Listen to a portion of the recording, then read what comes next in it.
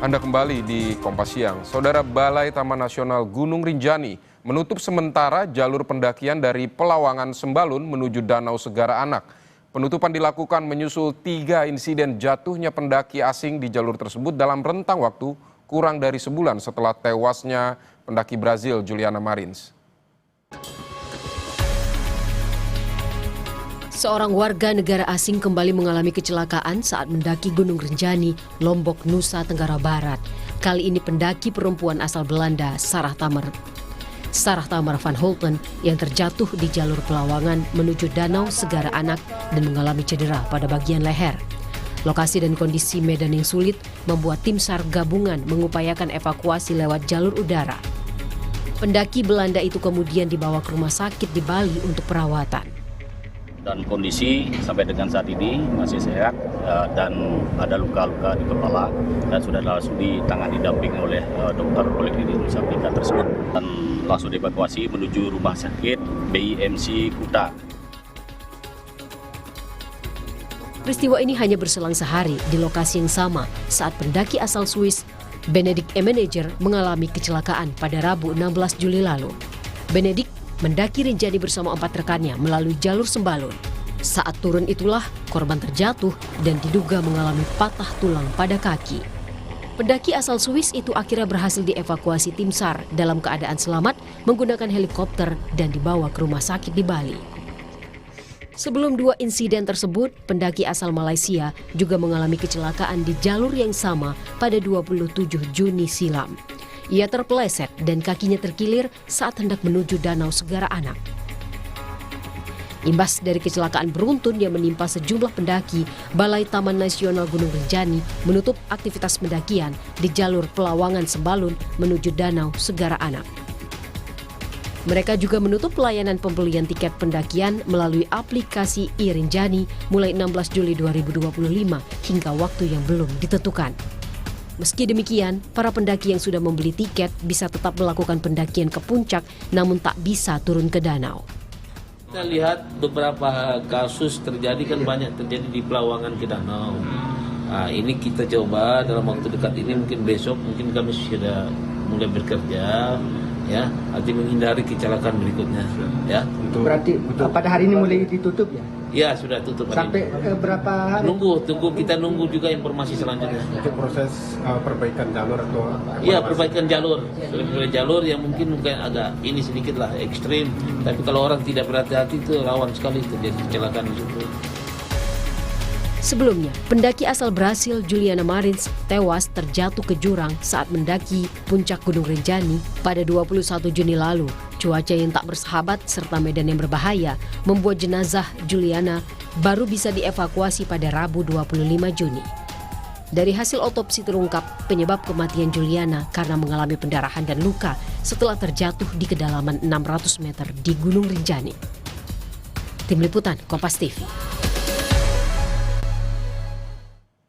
Saudara, untuk mengetahui kondisi jalur pendakian di lokasi jatuhnya 3 pendaki asing, sudah terhubung bersama kami ada relawan Kalpa Rinjani, Aping Alkaf. Selamat siang Mas Aping. Mas Didi. Mas Aping, baik, ini ada 3 pendaki, sebelumnya juga ada Juliana Marins dari Brazil, 3-3-nya atau 4-4-nya ini pendaki asing begitu jatuh di jalur pendakian.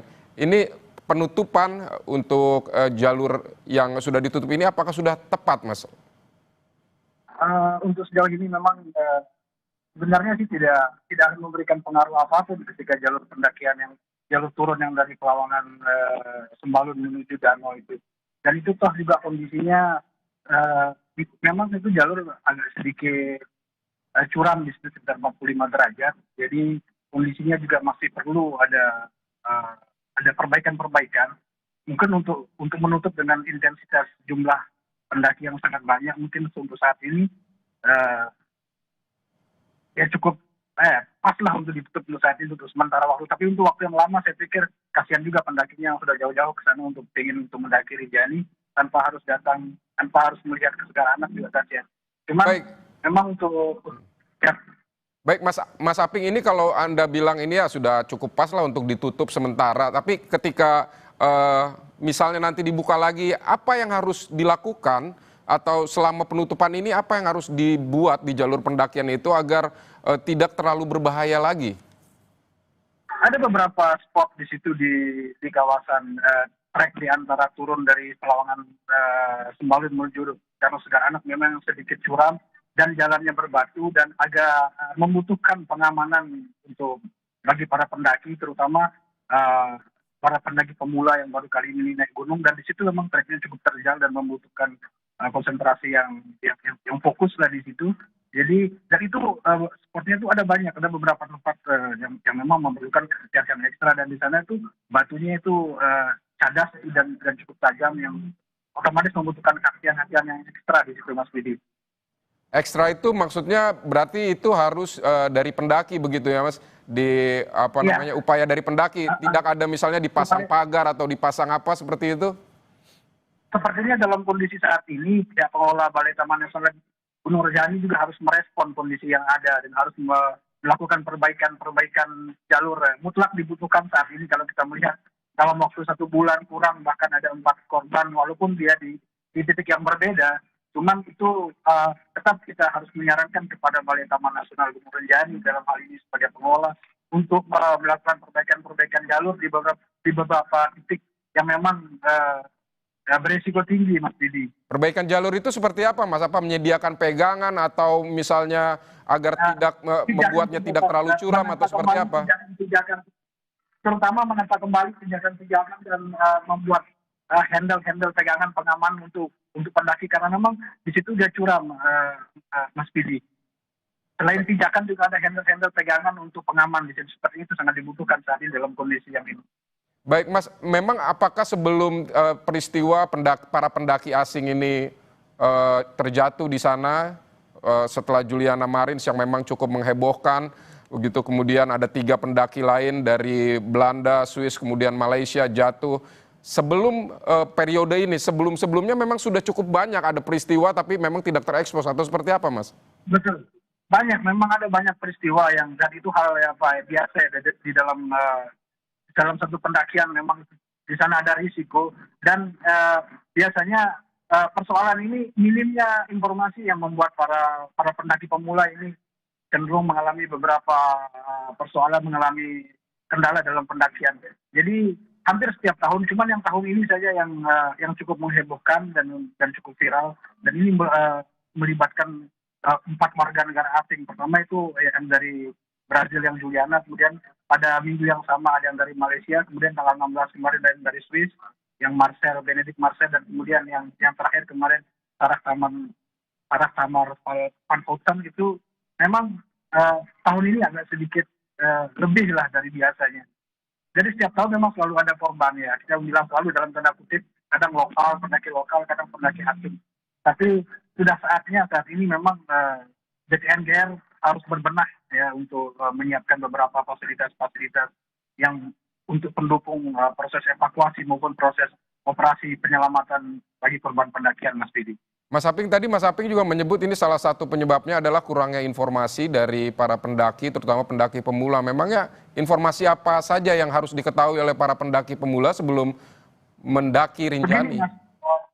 Mas Didi, biasanya kalau pendaki-pendaki lokal, pendaki-pendaki kita lokal Indonesia, warga negara Indonesia, mereka sebelum melakukan pendakian biasanya teman-teman pendaki ini mengumpulkan data. Nah, sementara para pendaki wisatawan asing ini, mereka kadang-kadang tiba-tiba saja kepingin naik Gunung Rinjani karena penawaran yang bagus, itu karena mereka biasanya open trip, biasanya mereka atau mungkin mereka beli paket di Lombok atau sebelumnya tanpa mengetahui karakter Rinjani, tanpa memahami seperti apa informasi terkait masalah Rinjani, karena otomatis minimnya informasi terkait pendakian juga akan menambah risiko di dalam pendakian itu sendiri, Mas Didi. Berarti kesiapan apa saja yang harus dilakukan oleh setiap pendaki sebelum mendaki Rinjani yang memang tidak akan mudah? Rinjani ini agak berbeda dengan karakter gunung-gunung yang ada di Indonesia, Mas Didi. Jadi biasanya gunung-gunung yang ada di Indonesia yang vulkano semua itu bisa kita lakukan pendakian dalam waktu sehari ataupun 2 hari. Nah, Rinjani ini karakternya berbeda, jadi sangat membutuhkan informasi yang lengkap terkait Rinjani. Harus sebelum melakukan pendakian harus menyiapkan informasi yang lengkap, kemudian fisik tentunya, Dan yang paling penting dari segala itu, dari semua itu logistik Mas Bidi. Karena mendaki Rinjani tidak bisa sehari ataupun 2 hari. Rata-rata pendaki Rinjani itu memerlukan waktu 3 hari 2 malam. Itu paling cepat ya. Jadi sebaiknya kepada para pendaki pemula, selain memahami tentang Rinjani itu sendiri, harus mempersiapkan fisik yang betul-betul dan mental. Mental ini sangat mempengaruhi, terutama di dalam di trek-trek khusus yang di wilayah bagian puncak, dan logistik Mas. Karena logistik yang baik juga akan memberikan berdampak bagus pada semangat. Mas Aping, kalau Anda menilai sejauh ini sistem keamanan dan pengawasan terhadap pendaki yang ingin mendaki Rinjani ini seperti apa? Kalau sistem pengawasan yang sudah diterapkan oleh Balai Taman Nasional Gunung Rinjani sudah cukup bagus, Mas. Cuman kita kan di Rinjani ini salah satu gunung yang ramai, sehari itu bisa 700 pendaki yang melakukan pendakian. Jadi dalam 2 hari itu bisa ada lebih dari 1.000 pendaki. Jadi Balai Taman Nasional Gunung Rinjani memang harus memiliki formula-formula khusus yang diperlukan, karena jumlah pengunjung peminatnya sangat banyak, berbeda dengan gunung-gunung yang ada di luar Lombok. Jadi so far sistem yang diberlakukan oleh Balai Taman Nasional ini sudah cukup bagus.